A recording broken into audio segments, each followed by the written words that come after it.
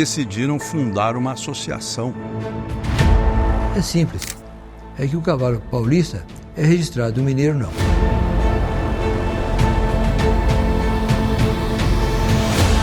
Eles se reuniram e falaram assim, nós temos que tomar uma posição. Estabeleceu-se a fundação da Associação de Criadores de Cavalo Marchador da Raça Mangalarga.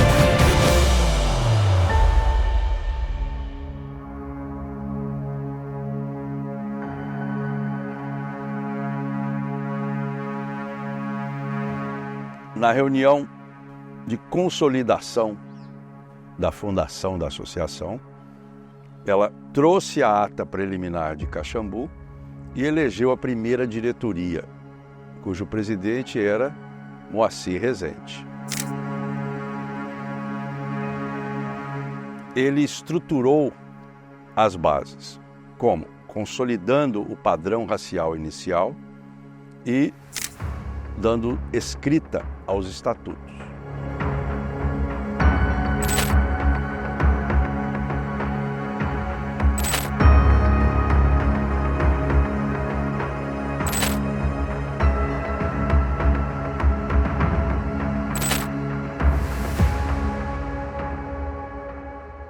Então foi um início muito difícil, porque a associação praticamente não tinha funcionários, mas ela precisava fazer os registros a campo e as pessoas que trabalhavam na sede da associação em Belo Horizonte, com as máquinas de escrever antigas, iam processando os documentos. Neste momento, então, abriram-se os livros de registro por orientação do Ministério da Agricultura e Pecuária, que os machos tinham altura mínima de 1,46 m e as fêmeas 1,38 m. Cabeça triangular, perfil retilíneo, admitindo-se o subcôncavo. E no quesito andamento, marcha regular, avante, batida ou picada. Pontos de desclassificação, trote, marcha trotada e andadura.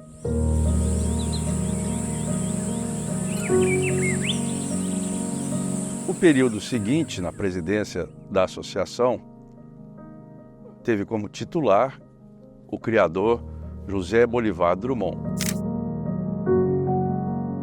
José Bolivar Drummond, então, teve como objetivo maior expandir a ação da associação, levando-a para fora de Minas Gerais, fazendo com que criadores de São Paulo, do Rio de Janeiro, do Espírito Santo, da Bahia, de Pernambuco, que eram os estados onde mais se criava o marchador da raça manga larga, estivessem dentro da associação. Mas a gente tem que entender o seguinte, nem todo criador sabia preencher uma comunicação de nascimento, ou uma comunicação de cobrição, ou uma comunicação de morte. E esses documentos eram importantíssimos para dar formalidade à nossa associação. Então, muita coisa se perdeu nesse período e alguns animais que poderiam ser escritos em livro fechado passaram a ser escritos em livro aberto. Inclusive, coincidiu com uma época politicamente instável do Brasil, com uma renúncia de um presidente. Então, veja que as coisas não estavam colaborando no início da década de 60 para trazer novos associados. Mas ainda assim houve um crescimento e ele estruturou a associação e ela cresceu fora dos limites de Minas Gerais.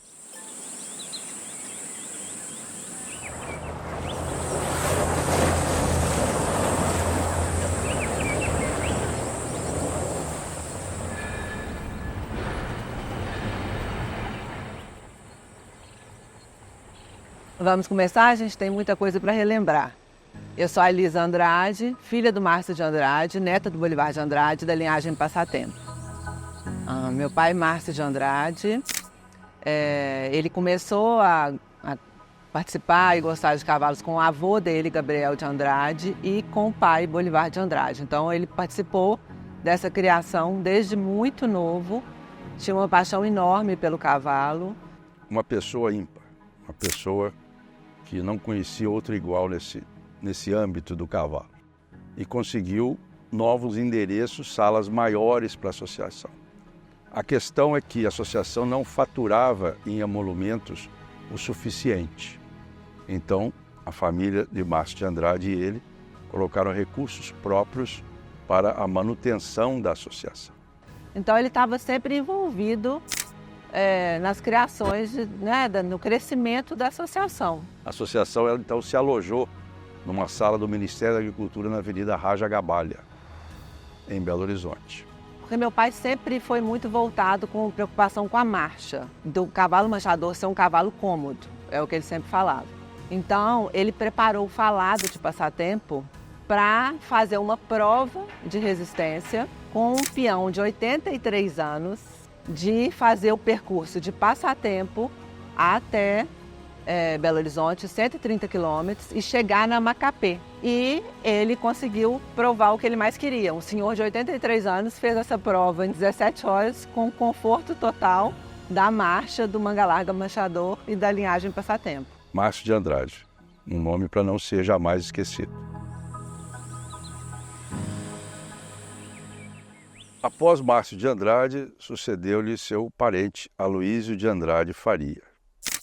Continuou a estruturação, aumentou o sistema, o incremento das comunicações de cobrição, nascimento, as visitas a campo, mas a associação ainda não tinha um técnico de registro contratado full-time.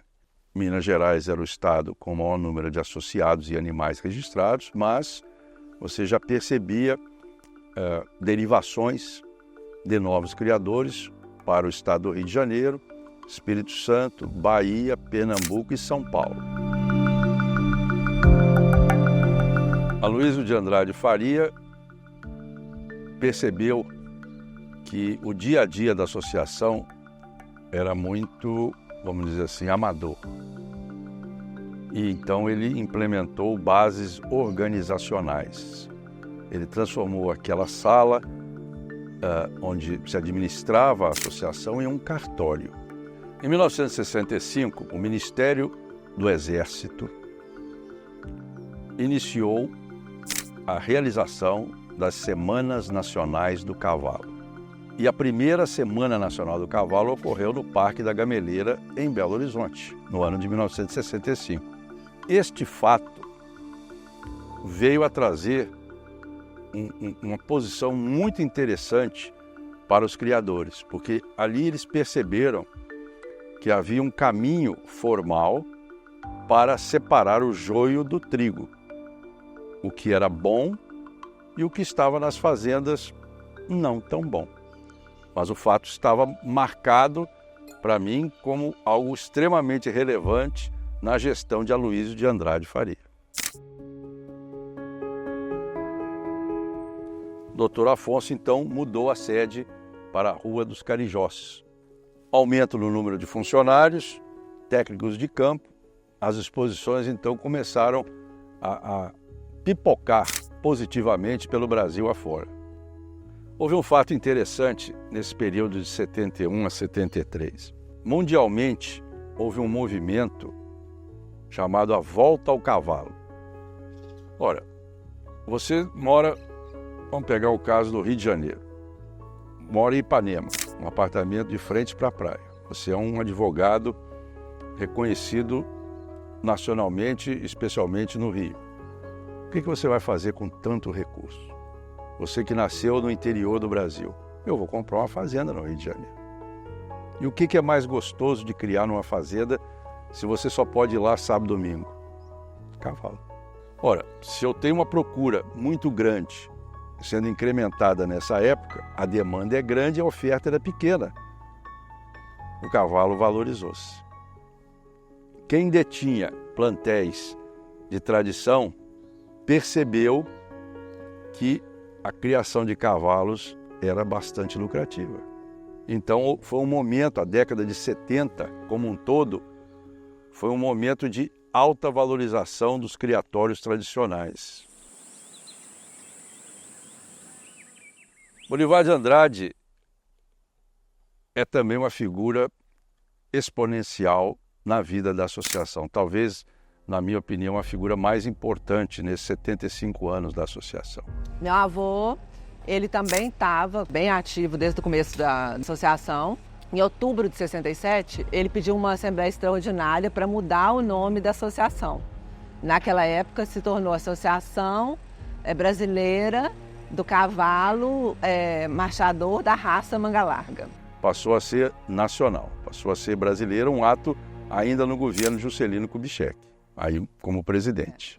Meu avô tinha essa linha política e, inclusive, por isso que quando ele veio a falecer, eles quiseram fazer essa homenagem para ele de mudar o nome do Parque de Exposição para Parque de Exposições Bolivar de Andrade, que é o nome até os dias atuais. Porque ele participou das primeiras reuniões, porque ele ajudou a escrever o primeiro padrão racial, porque ele integrava o conselho técnico e ia a campo acompanhar os registros. Ele, então, conseguiu a oficialização, a aprovação do regulamento de registro genealógico do cavalo marchador da raça Manga Larga, que era importante como que os técnicos iriam proceder a campo e como que os juízes iriam proceder dentro das exposições de animais. Então ele também sempre estava ali inovando e trazendo coisas novas e melhores para a associação melhorar, para o cavalo crescer e a associação crescer junto com o cavalo, né? À frente de querer que o cavalo assumisse fronteiras e fosse para uma coisa muito maior. Como eu disse, talvez seja o personagem mais importante da história da associação nesses 75 anos. Personagem individual. Isso, a gente fica extremamente orgulhoso primeiro, né? Mas eles realmente, eu falo que o Manga Larga, a associação e meu pai, meu avô, eles estão juntos, porque eles cresceram juntos, né? Eles aprenderam juntos e eles estariam extremamente orgulhosos de onde chegou a associação e o Manga Larga.